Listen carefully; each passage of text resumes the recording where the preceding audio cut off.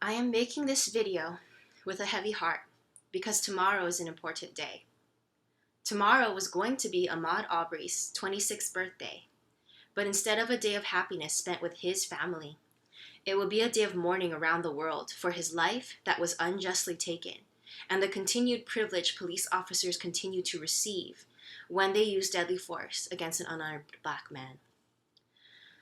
Ahmaud Arbery loved to jog near his home in Brunswick, Georgia, but while he was out jogging on February 23, 2020, a retired police officer and his son thought Ahmaud could be the person who had been burglarizing their neighborhood, so they took their shotgun and chased Ahmaud in his car, in their car, not letting him leave.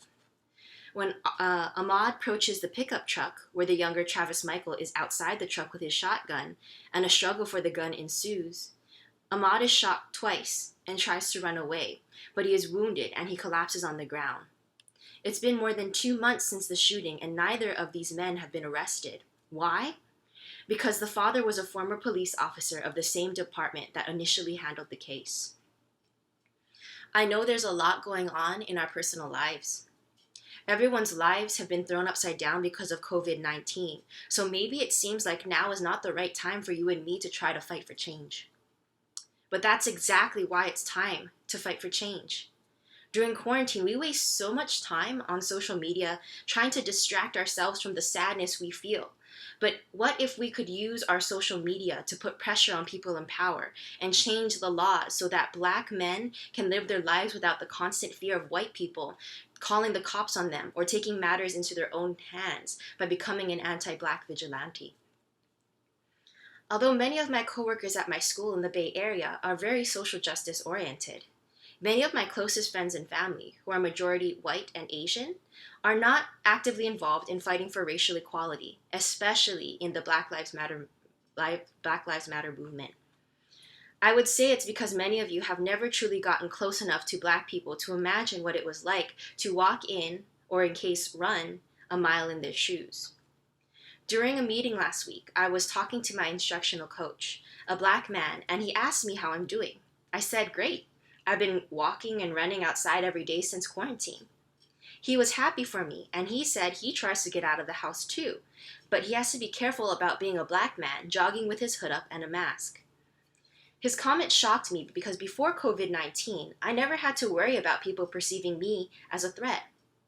Now, due to racist people thinking all Asians are more susceptible to the coronavirus, some of the Asian community in America have become targets of racial discrimination for the first time, angering us and motivating us to speak out against racial stereotypes.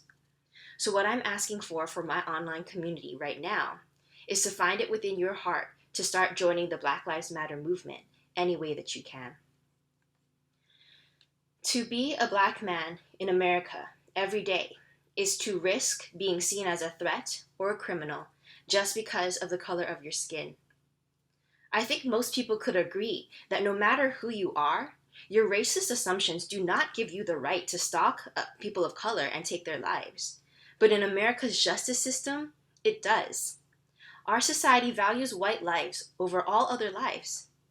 Some people see the lockdown protesters in places like Michigan brandishing huge guns and blocking access to medical facilities and see they're exercising their First Amendment right to free speech.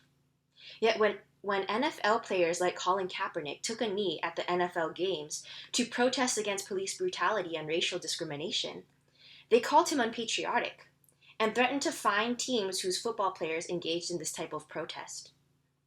Some white people hate the Black Lives Matter movement because they feel uncomfortable being reminded that black people are disproportionately targeted and killed by police officers. Some white people feel like black media and liberal media are always trying to portray white people as evil, while white people insist, I'm not racist, I have black friends. Stop playing the race card and just work hard like the rest of us. But it's tragedies like these that remind us it doesn't matter how hard a black person works in America. No matter what they do, they are not safe. People call the cops on black people for waiting for a friend at Starbucks, for sleeping on the couch in their own dorm space, for entering their own home in a primarily white neighborhood, for wearing a hoodie, and in Ahmaud's case, for jogging in his own neighborhood. I'm tired of asking When will people start treating white lives as equal to black lives? I am demanding it now. And the sad thing is, I wouldn't have even made this post if it weren't for a black colleague reaching out to the staff to participate in the hashtag #RunWithMaud campaign. Why do black people always have to be on the front lines when they're fighting for their right to exist in this world without discrimination? Black people can't fight for their lives alone.